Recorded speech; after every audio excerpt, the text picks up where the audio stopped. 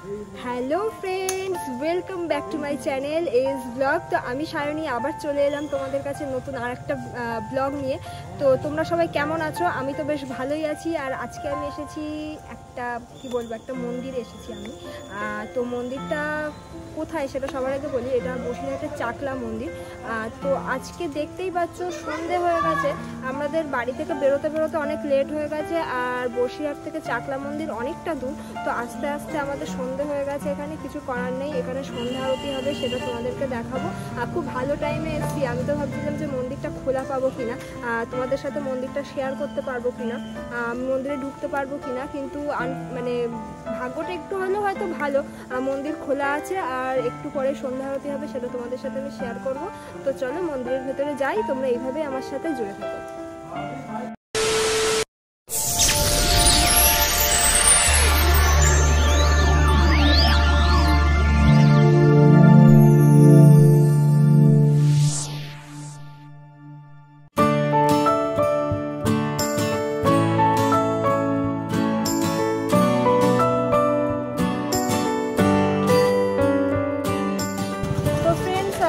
আমরা অলরেডি ভেতরে এবার ঢুকবো, এই যে গেট। আর ভেতরে ঢোকার আগে এখানে প্রথম লেখাই আছে জুতো পরে এখানে যাওয়া যাবে না। তো তার জন্য এখানে জুতোটা জমা দিতে হবে, জুতো জমা দিয়ে তারপরে ভেতরে ঢুকতে হবে। তো চলো তোমাদেরকে দেখো।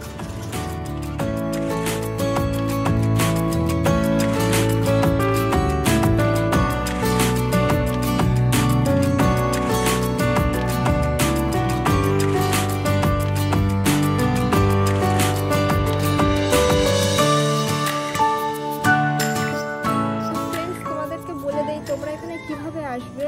যারা বসিরহাটে থাকো তারা তো চেনোই, বেড়াচাপা টাকি রোড ধরে বেড়াচাপা এসে এখান থেকে যে কোনো কাউকে জিজ্ঞাসা করলে তোমাদেরকে দেখিয়ে দেবে যে চাকলা কিভাবে আসবে।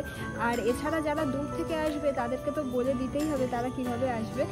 যারা কলকাতা থেকে আসবে ভাবছো কিন্তু রাস্তা চেনো না, তাদেরকে বলে দিই যে যারা কলকাতায় থাকো তারা শিয়ালদা থেকে বনগা লোকাল ধরে তোমরা ভুমা কিংবা বিরা স্টেশনে নেবে, ওখান থেকে তোমরা যে কোনো অটো কিংবা টোটো ধরে চাকলা চলে আসতে পারবে, ঠিক আছে? তো আর এছাড়াও তোমরা 4 হুইলার কিংবা বাইক নিয়েও ওখানে আসতে পারো, সব রকম সুযোগ সুবিধা আছে, রাস্তা ভালো, অসুবিধা নেই। তো চলো তোমাদের মন্দিরটা ঘুরিয়ে দেখাই।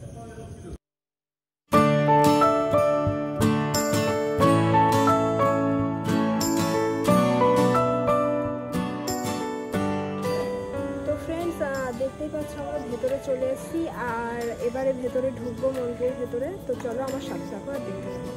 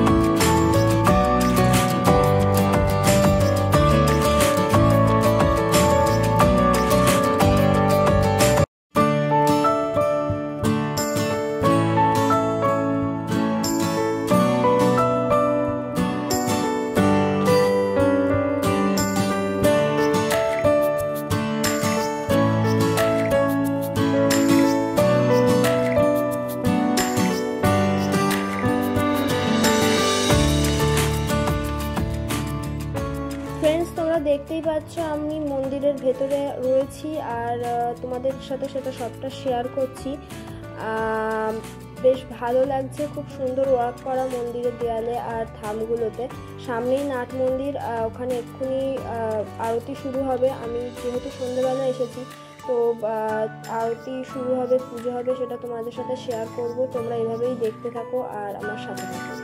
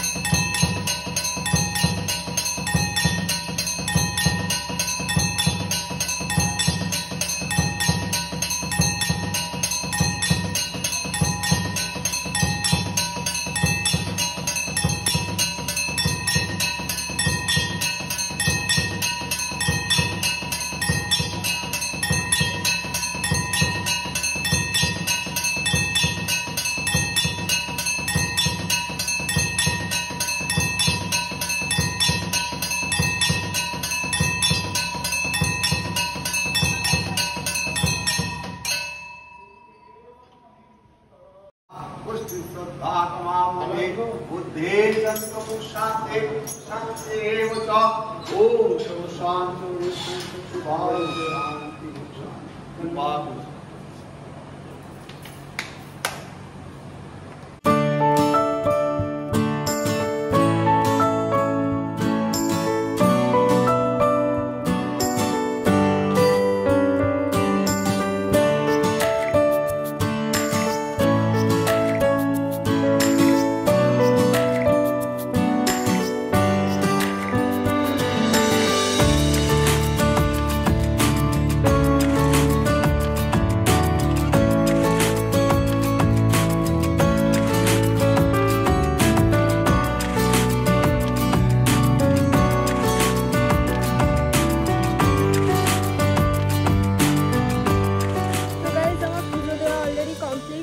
তো এবার আমি বাড়ির দিকে রওনা হব। আর মন্দিরটা তোমরা দেখলে কত সুন্দর। আর এখানে মানে মন্দিরে এসে ওখানটাতে মালা দিতে হবে, ঠিক আছে, ওই মন্দিরটাতে এসে। আর প্রসাদটা ওখানেই দিতে হবে। আর এখানে ধূপ আর মোমবাতি জ্বালানোর জন্য এই জায়গাটা মানে একটা তুলসী মন্দির টাইপের এখানে করা, তুলসী মন্দির এটা। তো এখানে সবাই দেখতেই পাচ্ছ, সবাই ধূপ দিয়েছে, প্রদীপ দিয়েছে, আমিও দিলাম এখানে মোমবাতি আর ধূপ ধরালাম যেহেতু পুজো দিলাম। তো চলো ফ্রেন্ডস, তাহলে ওই দিকটাতে তোমরা যাই আর গিয়ে ওই দিকটা দেখাই। আর সামনে একটা সুন্দর বড় মাঠ রয়েছে, দেখতেই পাচ্ছ মন্দিরটা কত সুন্দর। আমাকে বলতে হবে না, যারা চাকলায় এসছো তারা জানো মন্দিরটা খুব সুন্দর। আর মন্দিরের ভেতরে কাজগুলো দেখলে খুব সুন্দর মন্দিরটা, তোমরা আসতেই পারো এখানে পুজো দিতে। আর সত্যি জায়গাটা না খুব শান্তি লাগে, ভীষণ শান্তি লাগে জায়গাটা আসলে। তো আমার তো বেশ ভালোই লাগলো। তো চলো তোমাদেরকে ওই দিকে নিয়ে যাই আর ওই দিকটা তো দেখাই। আর এখানে বেশিক্ষণ থাকবো না, এবার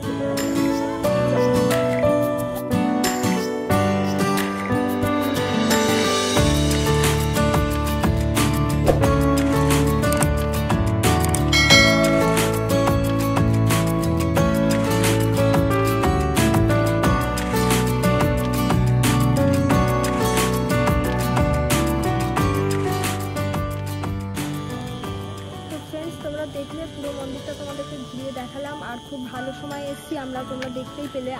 সন্ধ্যার সময় এসেছি, সন্ধ্যা আরতি তোমাদেরকে দেখালাম। বেশ ভালোই লাগে এখানে আসলে, বেশ ভালোই লাগে। তো জন্মাষ্টমীর সময় মানে ওই দিনকে তো লোকনাথ বাবা যেহেতু পুজো থাকে, তো ওই সময় এই জায়গাটা মেলা মতো হয়। তোমরা আসতেই পারো জন্মাষ্টমীর দিন, প্রচুর ভিড় থাকে, প্রচুর দূর দূর থেকে লোকজন আসে এখানে।